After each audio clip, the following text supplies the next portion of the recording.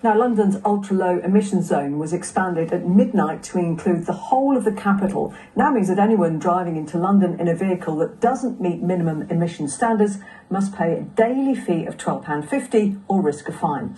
Birmingham City Council introduced a clean air zone inside the inner ring road just over 2 years ago. Since then, there's been a marked improvement in air quality, but some businesses say it's having a detrimental effect on them. Kevin Reid reports. In 2003, London's congestion charge was the first in the UK. Its expansion today in a different form proving both controversial and political.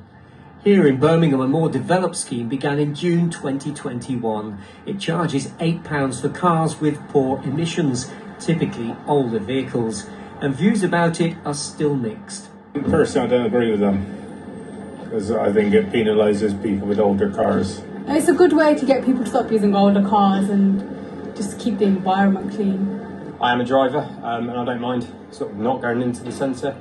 We have to incentivise public transport and move away from car travel. My family got a history of asthma and things like that, so I think it's a good idea. Air quality is improving though, especially in some of the most polluted areas. The biggest improvement in air quality has been seen here in this area surrounding Moore Street Station, where it's exceeded targets. But there are still hotspots in the city centre which are not meeting those targets, although overall experts are pleased. In June this year, there were more people driving into the middle of Birmingham on average per day than there were in 2021. But the percentage of those cars that are compliant, which means the percentage of those cars that are newer, greener and cleaner, has gone up. So we're seeing what we want to see in terms of reduced levels of nitrogen dioxide, but we're also seeing what we want to see in terms of it changing people's behaviour in the way they come to Birmingham rather than them not coming at all. But businesses continue to be concerned.